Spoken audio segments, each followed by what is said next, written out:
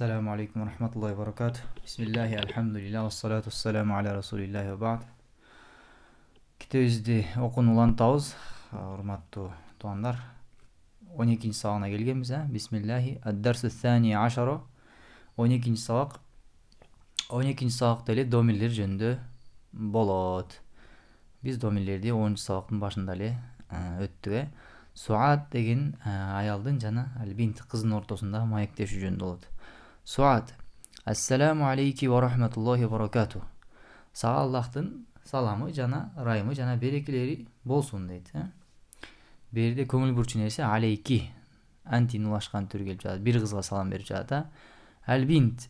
Ва алейки саламу ва рахматуллахи ва баракату. Сизге да Аллахтын тынчтыгы жана ырайымы жана берекелери болсун. Кайфа халуки я бинту. Сенин акыбалың кандай, эй кыз дейт. Кайфа суроо берүүчү сөз, кандай деген. Халун деген акыбал. Кимдин акыбалы? Халуки. Сенин акыбалың кандай, эй кыз. Ана би хойрин ва алхамдулилlah. Би хойрин деген жакшы. Ана би хойрин ва алхамдулилlah. Мен жакшымын, Аллахка шүгүр. Мин айна анти. Сен кайдансың? Ана минар рияды. Мен эр-рияттанмын. Мен эр-рияттанмын. Масмуки. Атың ким? Исми Аминату. Атым Амина. Айна абуки. Атаң каякта? Көңүл бурабыз, ки деп берде домирлери к дебестен ки деп жатат. Себеби кызга кайрылып жатат. Аби хуна фил мадинатил мунавварати. Атам бул жерде, Мединада дейт. Хуа муаджихун фил мадрасати санавия. Ал экинчи баскычтагы мектепте жетектөөчү. Ва айна уммуки. Жана апаң каякта? Хия айдан хуна. Ал дагы бул жерде. Хия табибатун фи мусташвал виладати. Ал төрөт үйүндө дарыгер дейт. Мусташвал вилада деген төрөт үйү. Ва ман хазил фатату лати мааки. Сени менен болгон бул кыз ким? Бул жерде аллати келип жатат. Бул аллази деген исм маусулдун женский роду. Аллази деп өттүк эле го. Буларды алдыда иншаллах толук өтөбүз. Бул аллати ошонун женский роду. Анткени аль-фатат деп кыз жөнүндө болуп жаткандыктан аллази десек катуу болот. Аллати. Ган же болбосо гы деген маанилери бар, орусча который деген. Ва ман хазил фатату лати мааки. Сени менен болгон бул кыз ким? Же болбосо ушундай бир деп деле которсок болот. Ва ман хазил фатату. Бул кыз ким? Ушундай бир сени менен бирге жүргөн. Ган гы деп которсок деле туура болот иншаллах. Сени менен болгон бул кыз ким дейт. Аль-фатату деген кыз. Ахия ухтуки. Ал эжеңби? Ла хия бинту амми. Жок, ал агамдын кызы дейт. Амми деген бул атасынын эркек бир тууганы. Масмуха. Анын ысмы ким? Исмуха Фатимату. Анын ысмы Фатима. Ахия замилатуки. Ал сенин классташыңбы? Жооп берип жатат. Ла ана фил мадрасатил мутавасситати ва хия фил мадрасати санавия. Жок, мен ортоңку мектептемин жана ал экинчи баскычтагы мектепте дейт. 3 баскычтагы мектеп болот. Мектеп 3 баскычта дегенбиз. Баштапкы, ортоңку, ас-санавия деген акыркы тепкичи да. Демек, ал менден чоң деп айтып жатат да ошондо. Алаки ухтун.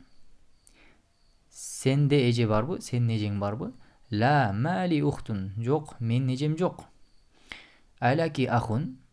Сенин байкең барбы? Наам, ли ахун кабирун. Оба, менин чоң акем бар. Ва хуа толибун бил жамиати.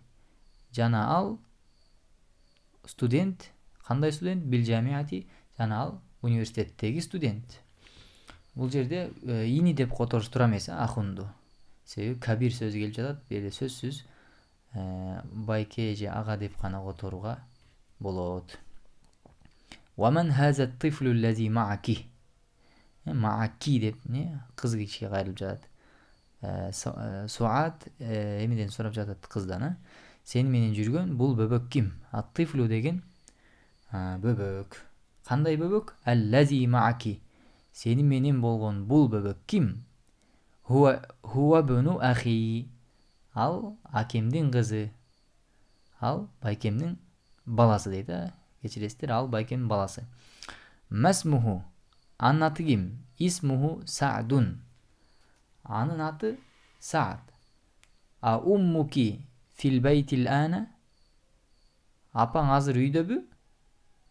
Ла. Захабат илал мусташфа. Жок. Каяка кетти дейт? Захабат илал мусташфа, ооруканага кетти. Захаба эмес, захабат. Бир аялга захабат дейбиз, бир эркекке захаба дейбиз. Буну дагы домирлер сабагында алдыда, өткөн сабактарда өттүк. Тамарин көнүгүүлөр. Тамарин көнүгүүлөр. Икра вактуб. Оку жана жаз. Кайфа халука я аби. Аракеттерин мен коюп койдум. Бул жерде халука дейбиз да, ки дейбиз. Себеби эй ата деп жатабыз да. Кайфа халука я аби. Акыбалыңыз кандай эй ата? Кайфа халуки я умми. Акыбалыңыз кандай эй апа? Бул жерде ка ки болуп жатат. Бир эркекке ка дейбиз, бир аялга ки дейбиз. Жашы улуу болсун, кичүү болсун. Биздин тилге которгондо сиз деп которо беребиз. Айна бунуки я Зайнабу. Балаң каякта эй Зейнеп? Ибнуки дейбиз, себеби Зейнепке кайрылып жатабыз. Захаба илал масжиди. Мечитке кетти. Айна бинтуки я Аминату. Кызың каякта эй Амина? Захабат илал мадрасати. Бул жерде захаба, бул жерде захабат. Себеби бир жерде эркек болчу, бул жерде кыз болуп жатат. Захабат илал мадрасати, мектепке кетти. Лиман хази саатул жамилату. Бул кооз саат кимдики? Ахия лаки я Фатимату. Ал сеникиби эй Фатима? Наам, хия ли. Ооба, ал меники дейт. Ахаза коламука я Мухаммаду. Эй Мухаммад, бул сенин калемиңби? Ла, хаза коламука анта. Жок, бул сенин калемиң дейт. Коламука деп айтуубуз жетиштүү болмок, бирок антаны кошту. Неге? Бекемдеп дагы бышыкташ үчүн да. Жок, бул сенин калемиң деп айтып жатат да. Тилка сайяратул жамилатул лати харажатил ана минал мадрасати лил мудир. Бул узун сүйлөм туугандар аль-жумлатул исмия деп аталат. Мубтада хабардан куралат дегенбиз. Тилка деген мубтада, лил мудир деген хабар. Тигил мүдүрдүкү дейт. Ортосундагылар булар кошумча. Сүйлөөнүн маанисин күчөтөт. Буларды өттүгө сайяро бадал болот. Аль-жамила сайярон сөзүнүн сыфаты, аллати дагы ошол эле унанын экинчи сыфаты. Аллатиден кийин сөз сүйлөм келиш керек дегенбиз. Мына харажатлана минал мадраса деп сүйлөм келди. Анта мухандисун я ахи. Сен инженерсиңби эй байке? Же болбосо эй тууган? Ла ана толибун. Жок, мен окуучумун. Же болбосо студентмин. Анди тобибатун я ухти. Сен дарыгерсиңби эй эже? Ла ана мударрисатун. Жок, мен мударрисатун мугалиммин дейт. Экинчи көнүгү икра كل جملة من الجمل الآتية ثم اقرأها أخرى بعد تغيير المنادى كما هو موضح في المثال. Келерки сүйлөмдөрдү окугун жана мунадасын алмаштырып окугун мисалдагыдай кылып дейт. Бул жерде мунадан чакырылган затта я Мухаммад болуп жатат, бул жагында я Амина деп аял киши болуп жатат. Биз ошол мунадаларга карап бул жагында домирлерин өзгөртөбүз туугандар. Азыр мисалдан түшүнөбүз. Айна коламука я аби. Айна коламука я аби. Калемиңиз каякта эй ата дейт. Коламука дейбиз, бул жагында болсо айна коламуки я умми. Ки дейбиз. Себеби энебизге кайрылып жатабыз, энебизге я умми. Буларды болсо мен жазып койгом. Сиздер дагы жазып алыңыздар. Индака коламун я Мухаммад. Сенде калем барбы о Мухаммад? Индака. Себеби Мухаммад эркек. Индаки коламун я Аминату. Сенде калем барбы эй Амина? Индаки болот, себеби Амина аял. Айна байтука я устази. Үйүңүз каякта эй устазым? Айна байтуки я устазати. Үйүңүз каякта эй устазым? Устазати деп бул жагында аял устаз болуп жатат. Ошондуктан байтуки. Ахаза дафтару лака я алию. Бул дептер сеникиби о Али? Лака дедик, бул жагында болсо ахаза дафтару лаки я Фатимату. Бул дептер сеникиби эй Фатима? Мин айна анта я ахи. Сен кайдан болосуң эй тууганым? Анта дедик, бул жагында мин айна анти я ухти. Сен кайдан болосуң эй тууганым? Бул жагында деле ухти деген эжеке дейбизби же айна абука я Холиду. Атаң каякта эй Халид? Бул жагында абука десек, бул жагында эмне дейбиз? Айна абуки я Хадижату. Себеби Халидке кайрылганда абука деп жатабыз, Хадичага кайрылганда абуки деп дейбиз да. Себеби ки антин улашкан түрү, ка антанын улашкан түрү.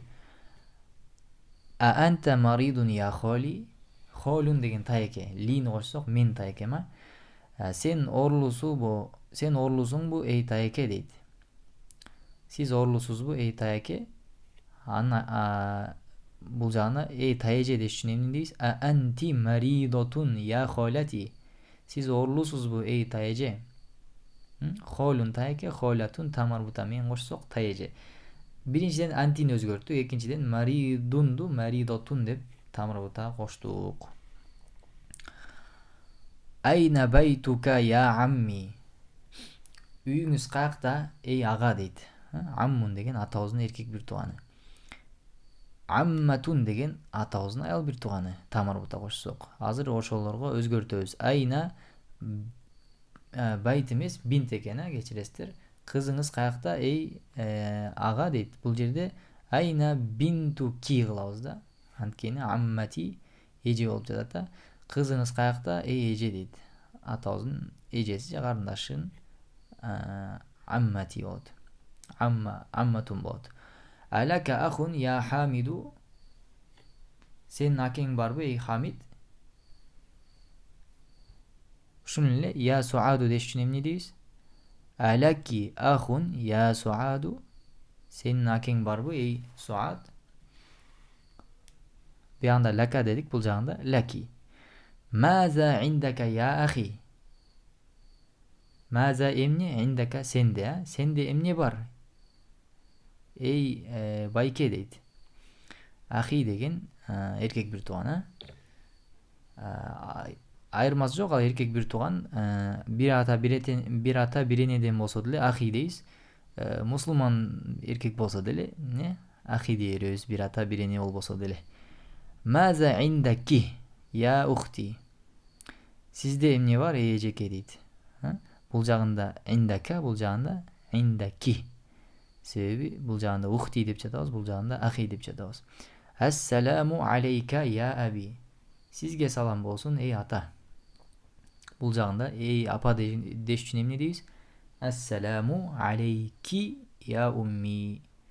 Калган күнүлөрүн иншаллах кийинки сабакта улантабыз. Wallahu a'lam. Wa sallallahu wa sallama ala nabiyyina Muhammadin wa ala alihi wa sahbihi ajma'in.